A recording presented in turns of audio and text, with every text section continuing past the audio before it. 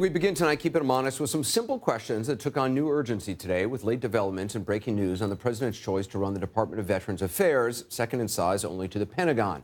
If the president hires only the best people, why aren't they still on the job? Why have so many left the administration? Why are others serving under ethical clouds? Why are some facing so much difficulty getting confirmed?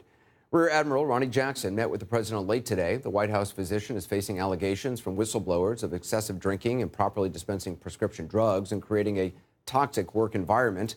Allegations being investigated by the Republican-controlled Senate committee handling his nomination, which has suspended hearings on it.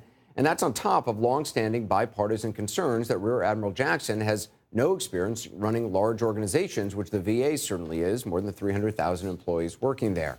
Yet with all that, sources tell us he is not bowing out, not tonight at least, and that the White House is gearing up to defend him, releasing testimonials from Presidents Obama and George W. Bush.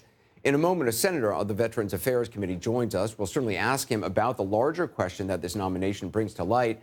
How does a president who champions extreme vetting of foreigners not even do basic vetting of people responsible for multi-billion-dollar agencies or the country's national security? How does what we've seen again and again over the last year and a half square with the promise the president made again and again during the campaign? We're going to make America great again. We're going to use our best people. I'm going to get the best people. We're going to deliver. We're going to get the best people in the world. We don't want people that are B-level, C-level, D-level. We have to get our absolute best. We're going to use our smartest and our best. We're not using political hacks anymore. It's a sophisticated chess match, but I have the best people lined up. You need people that are truly, truly capable. We have to get the best people. We have to get the best people. Statements don't come much plainer than that, nor promises. Yet time and time again, the record shows this president has failed to live up to the pledge. In fact, when you look back on the last year and a half, a pattern emerges of the president making bad personnel choices and paying the price for it. And by bad, we're not talking here about policy or even political choices. That's what elections are for, to endorse or reject a given political agenda. No, by bad, we mean undisclosed conflicts of interest bad. Former Health and Human Services Secretary Tom Price, for example, the best people. Alleged corruption bad. EPA Administrator Scott Pruitt, the best people. Poor judgment bad. Treasury Secretary Steve Mnuchin and his wife, who Instagrammed a picture of leaving their taxpayer-funded government jet, bragging about the designer brands Mrs. Mnuchin was wearing. The best people. Accused spousal abuse bad. That would be fired White House Staff Secretary Rob Porter. The best people. Or even felony indictment bad. National Security Advisor Michael Flynn and campaign chairman Paul Manafort. This administration has seen all of the above, and critics say brought most of it on itself. Take Dr. Jackson. Earlier today, before meeting with him this evening, President Trump all but showed him the door. What is he needed for? To be abused by a bunch of politicians that aren't thinking nicely about our country? I really don't think personally he should do it, but it's totally his. I would stand behind him, totally his decision. The president said he was not aware of the allegations against Dr. Jackson. The question, of course, is why. Our sources tell us there was no vetting at all, none. Call it extreme non-vetting, if you will. So the question is, how did Rear Admiral Jackson get the job? Well, as we and others have reported, the president was impressed by his press conference, the one where he talked about just how incredibly healthy the president is. He has a lot of energy and a lot of stamina. Hands down, there's no question that he is in the excellent range from a cardiac standpoint. His overall health is excellent. His heart exam, like I said, I think was in the excellent category for his age and sex. I think he will remain fit for duty for the remainder of this term and even for the remainder of another term if he's elected. Can you explain to me how a guy who eats McDonald's and Kentucky Fried Chicken and all those Diet Cokes and who never exercises is in as good a shape as you say he's in? It's called genetics. I don't know. It's some people have just great genes. I would say the answer to your question is he has incredibly good genes, and it's just the way God made him. So Dr. Jackson heaped praise on his patient, yet as CNN's Dr. Sanjay Gupta pointed out at the time, he described symptoms in the president of heart disease while calling him, as you heard, excellent from a cardiac standpoint. So at the very least, he said medically questionable things. He certainly said flattering things, and he looked good on TV, which counts for a lot with the president, the best people. The president chose Scott Pruitt to slash EPA regulations. However, lately he's been making headlines for a variety of conflicts of interest and alleged corruption, some of which dates back to before his appointment but did not prevent him from getting the job. The supposedly best people have been hired and fired at a brutal clip.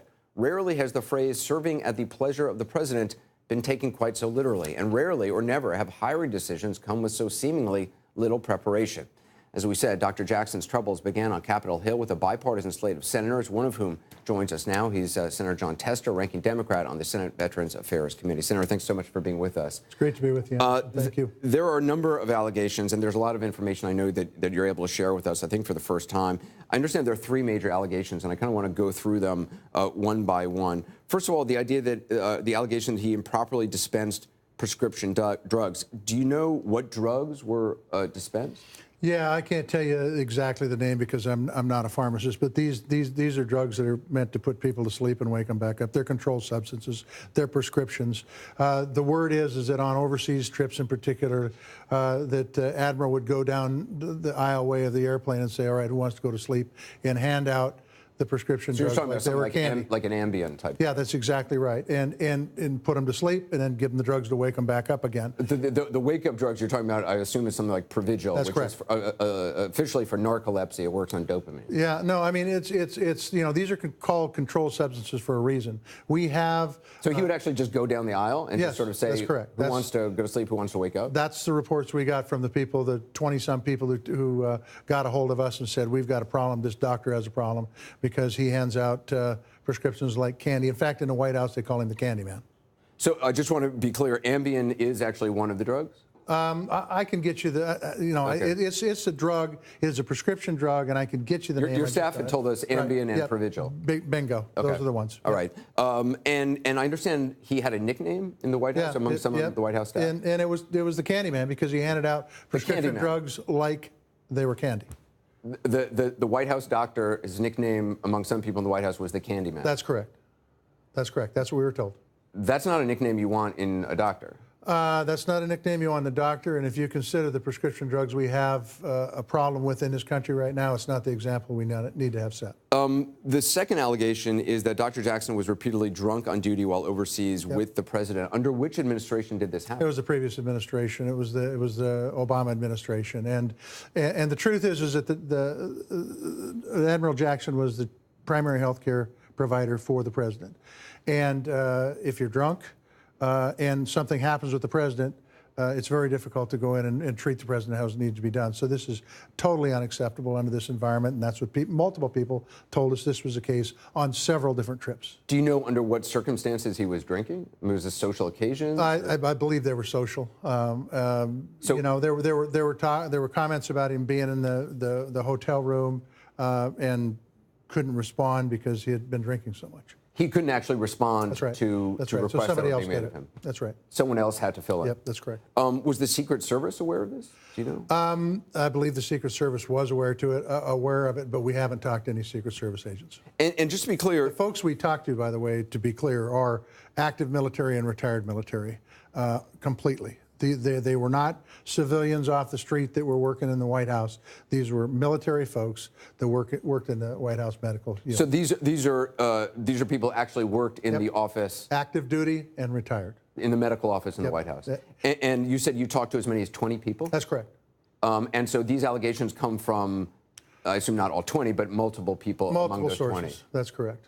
Yep. The other allegation, the third allegation, creating a toxic work environment, also allegations of harassment. What exactly is being alleged there? Well, I mean, and this was people that were below him, not people above him. We were told time and time again the people above him he treated like gold. The people below him he belittled, screamed at them, really created a very toxic environment to the point where the people that worked around him felt like they had to walk on eggshells because of his lack of respect for their job. There have been no allegations of sexual harassment, correct? Or None that I know of. none that you know of. Do you know what sort of, the allegations of harassment, do you know what that entails? He was just... Well, what it entailed, I think, was a toxic work environment that included screaming, belittling, talking down to employees, and and quite frankly, as the Secretary of the VA, you're the top of the food chain. I mean, the president's Of one of the that's largest it, organizations of the second largest in the government. And so, if you start treating your people, we've got a problem with morale right now in the VA. You start treating the management around you that's bad, it's going to compound that problem. And I will say this, Anderson, the veterans of this country deserve better than that. Our vetting is not through yet. We still have more information to gather. But if this turns out to be solidly factual, then we've got a big problem with Admiral Jackson. Do you have some doubts that it's not solidly factual? Not yet. I mean, everybody is telling the same story from different views in each one of these three buckets. So in terms of alcohol, was he able to, you're saying from what your sources are saying, there were times he was not able to function in his job? That's correct. That's correct. And there were other times that he was inebriated and wasn't called upon to do his job because there was nothing wrong with the president. Were there times where he was inebriated and doing his job? Not that I'm aware of, no. I understand you got a call from Chief of Staff John Kelly about these allegations. Can you say what that conversation? Yeah, we had a good conversation yesterday. Chief Kelly thought that these allegations could be made up, and the truth is that he was concerned about him not going through the chain of command. I believe these people did go through the chain of command, and quite frankly didn't get the results. And when this nomination came up, they came to us. We didn't go to them. They came to us. We're following the chains that are out there to see if we can get to the bottom of what has transpired over the career of Admiral Jackson. And like I said, Anderson, why this is important is because this is a secretary of the second largest agency in the federal government. This job is to take care of our veterans. It's a very, very important job. And the VA, by everybody's assessment, needs some work. And if we've got a person in that position that has the issues that you talked about in your opening, plus these additional issues about his management style, we've got some huge problems. I mean, if you have trouble managing an office as small as the medical office of the White House, yep. Exponentially larger, the VA, 300,000 people. It's totally compounded, and it becomes a huge problem. And our veterans, we have to get the best person we possibly can in the VA to take care of our veterans. It's an obligation that we make to the people who sign up and serve in this military. And so that's why getting to the bottom of these accusations is critically important. And there should be no stone unturned. So was he vetted by the White House before the president made this decision? That is a really good question, Anderson. It doesn't appear that he was. I mean, it's one thing to be vetted as the medical officer. It's another thing to be vetted than to take on this management responsibility. Yep. No, you're exactly right. I mean, secretaries have a higher level of perfection. Will the committee reschedule Jackson's hearing? So it's up to Chairman Isaacson. I visited with Johnny this morning, and we decided to postpone the hearing that was supposed to be tomorrow. It is up to the chairman to reschedule that hearing.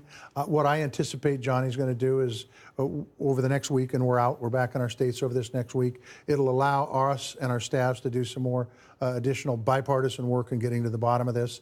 And then if it looks like it's possible to reschedule him, it'll happen. If it doesn't, it won't. Some of the people currently still work in the White House medical unit, do they fear retribution? Yes, absolutely. That's a big problem, and it's one of the problems that we have of people coming out, because if Admiral Jackson does not get confirmed as Secretary of the VA, he goes back to his old job, and some of these people work with him, and they're afraid if their name comes out, there will be retribution against them. He would be able to stay in his current job. Yeah, I believe so. Even with these allegations. Yeah, that is a call I believe the president would have to make. But I think that we are in process. We sent a letter off today asking for information from the White House on a number of issues, reports that are out there, emails that are out there, to try to be able to get to the bottom, Inspector General reports to get to the bottom, to find out what has transpired over the last several years. And just to be clear, you talked about these allegations being in the Obama administration in terms of the drunkenness, I believe you said. That's correct. Do some of these allegations go far back as the George W. Bush administration? I don't believe so. The stuff we've got mostly happened during the 8 years that President Obama. Is any of it in this administration, in this past year? No, not that we've been reported. No. I guess after reviewing all this, do you think Dr. Jackson should withdraw? Well, look, I think that my goal here is to give folks a fair shake. And when we get reports of wrongdoing, it's our job as senators to make sure that we get to the bottom of it. And that's what we're doing right now. I can tell you the information we've got on Admiral Jackson is not good. I told Chief of Staff Kelly yesterday that if we had that hearing on tomorrow, on Wednesday, that there would be questions asked that would be very, very uncomfortable, and that he would be under oath.